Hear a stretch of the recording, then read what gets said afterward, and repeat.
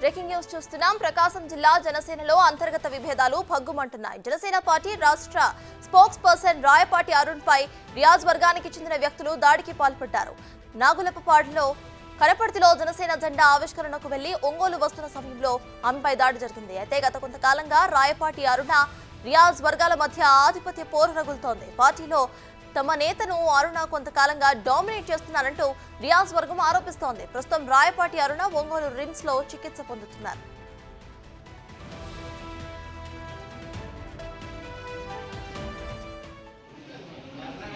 భూపతి మురళి అధ్యక్షులండి. అతను జనసేన పార్టీకి ఆయన పిలుపు మేరకి వాళ్ళ జనసేన పార్టీ ఆఫీసు ఓపెనింగ్, అలాగే 4 విలేజెస్లో జెండా ఆవిష్కరణలు పెట్టారు.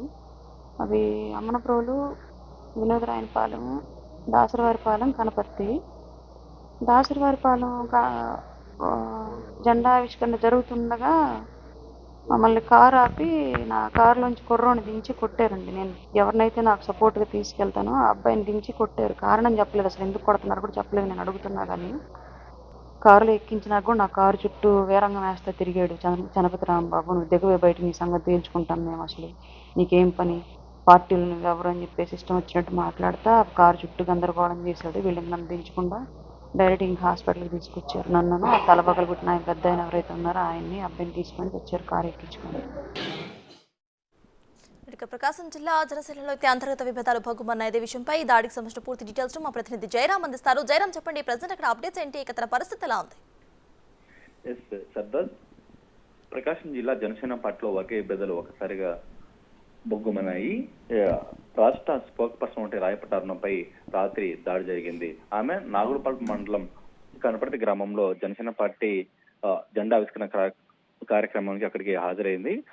ఆ తర్వాత ఆ గ్రామం నుంచి ఆమె ఇటు ఒంగోలుకు రాబోతుంది. ఈ క్రమంలో ఇటు జనసేన పార్టీకి చెందిన కొంతమంది వ్యక్తులు ఆమె కారును అడ్డుకొని ఆమెపై దాడికి పాల్పడ్డారు. ఆమెతో పాటు ఆమెతో ఉన్నటువంటి మరొక వ్యక్తి కూడా పై దాడి చేశారు. ఆ వ్యక్తికి అయితే ప్రస్తుతానికైతే తీవ్ర గాయాలయ్యి అతన్ని ఒంగోలు జీజీహెచ్కి తరలించి అక్కడ చికిత్స చేస్తున్నారు.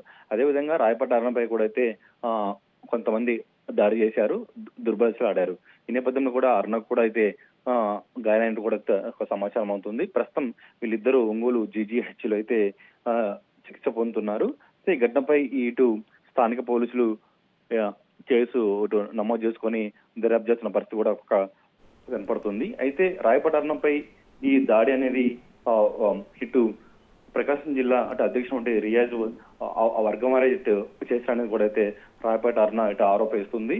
అంటే ఇప్పటి వరకు కూడా రాయపాటి అరుణకు ఇటు రియాజ్ వర్గానికి అయితే గత ఒక 5-6 నెలల నుంచి కూడా ఒక ఒంగోలులో ఆధిపత్య పోరైతే జయరామ్ నడుస్తుంది. మనం ఒకసారి చూస్తే ఇటు జనసేన పార్టీలో పొత్తులో భాగంగా చాలా కొద్ది సీట్స్ మాత్రమే కేటాయించబడ్డాయి. అయితే అంతర్గత విభేదాలు ఏమీ ఉండవని కూడా పార్టీ అధ్యక్షుడు చాలాసార్లు చెప్పడం మనం చూస్తున్నాం. ప్రెసెంట్ అంతర్గత విభేదాలు బయటపడడం, ఇట్లా దాడికి పాల్పడడం, దీన్ని ఎలా చూడొచ్చు అంటారు? ఇక పవన్ కళ్యాణ్ దీని మీద ఎట్లా రియాక్ట్ అయ్యే ఛాన్సెస్ ఉన్నాయి అనుకోవచ్చు?